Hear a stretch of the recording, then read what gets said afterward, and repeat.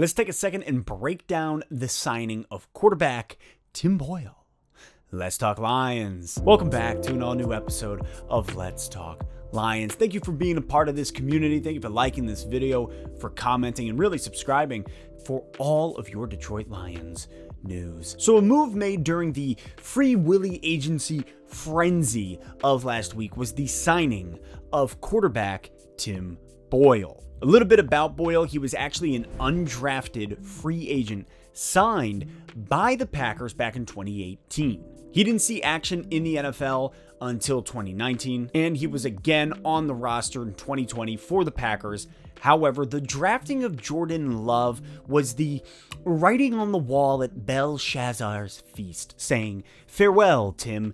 Your time here in Green Bay is over." Right? Tim Boyle being the backup there, 2018, 19, 20, but drafting Love really said, "You're done here. We're moving in a different direction." Now, you look at Tim Boyle, his college career was not good. A dark mark, if you will, on the forearm. The reason he even landed a job there was at the Green Bay Packers training camp. He showed up and he showed off. And then it was his preseason play in 2019 that kept him there. In fact, he had one of the best passer ratings of quarterbacks in the preseason for 2019. Then you look at 2020, and there was no preseason. No chance, no opportunity for him to really, it is unfortunate. It kind of bites him in the butt because he's unable to show that he has developed anymore. And I mean, you look at a lot of rookies last year, a lot of newly drafted guys, young guys in the league. They didn't have an opportunity to learn, to get out a lot of those quirks. Jeff Okudah, great example. Looking at the Lions this year, they got rid of Chase Daniel. Thank God that they did, because my goodness, what a waste of cap space and room on the roster. So in getting rid of Chase Daniel, the Lions had to bring in a new backup quarterback, and that is why they signed a one-year, $2.5 million deal with Tim Boyle. I like the Tim Boyle signing strictly because, let's face it, Chase Daniel wasn't going to win us any games. Wasn't going to happen.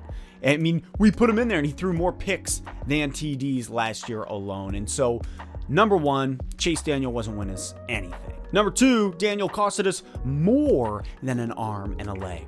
And then finally, you look at Chase Daniel, and I'm just like, it's just a waste of a individual on the 53-man roster. The equivalent of using a spell slot for Detect Magic or Purify Food and Drink. Like, I'm not going to waste my spell slot on that. In fact, I'm going to just use a cantrip over and over again 100 times before I use Purify Food and Drink. Sacred Flame, all day.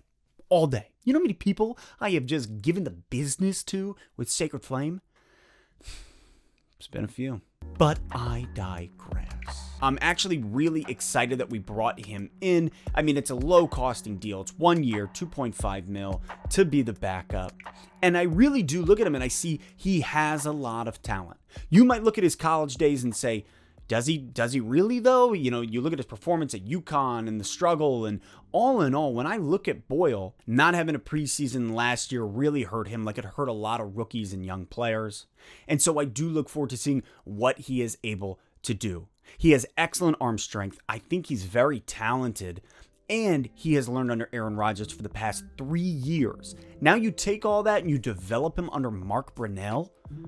Hey, all I'm saying is this is the backup quarterback that I want every day over Chase Daniel. And just in general, I like what I see from Tim Boyle. What do you think? Drop your thoughts in the comments. How do you feel about Tim Boyle coming to town? Drop it in there. I look forward to reading it. And as always, I'll catch you next time on Let's Talk Lions.